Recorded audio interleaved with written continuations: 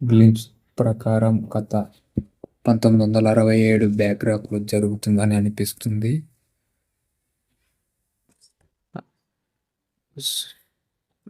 ఎన్టీఆర్ పాత్ర పేరు లూగర్. కానీ ఇక్కడ ట్విస్ట్ ఏంటంటే లూగర్ నిజంగా విలనా లేదా దేశాన్ని కాపాడేందుకు వచ్చిన హీరోనా అనేది సినిమా చూసి తెలుసుకోవాలి. ఎందుకంటే దర్శకుడు ఈ సినిమాలో మోస్ట్ ప్రొఫెషనల్ ఫిల్మ్ అని కూడా చెప్పారు.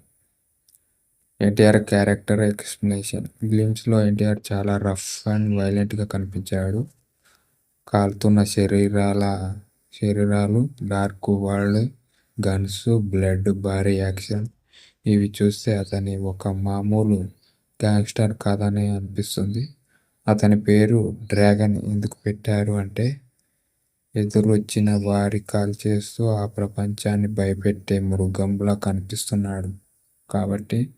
కొంతమంది ఫ్యాన్స్ ప్రకారం సినిమాలో డ్యూయల్ రోల్ లేదా డ్యూయల్ యాటిట్యూడ్ కూడా ఉండవచ్చు అని అంటున్నారు.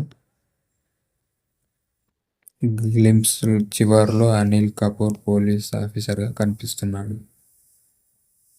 డ్రాగన్ ఆపే అధికారం కావచ్చు. ప్రశాంత్ నీల్ స్టైల్. ఈ గ్లింప్స్ చూసిన చాలామంది KGF vibes, Salaar style, dark world building అని కామెంట్ చేస్తున్నారు. కానీ ఈసారి నీల్ ఇంకా పెద్ద ప్రపంచం చూపించబోతున్నట్లు అనిపిస్తుంది.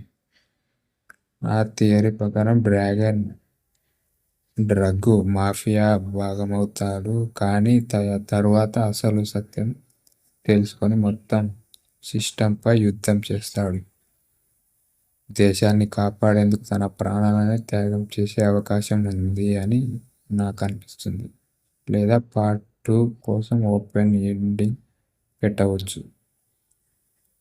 ఇదే కేవలం మాస్ సినిమా కాదు, ఒక డ్రగ్ వరల్డ్లో జరిగే దేశభక్తి యుద్ధం కూడా కావచ్చు. Prashanth Neel NTR combo Indian cinema.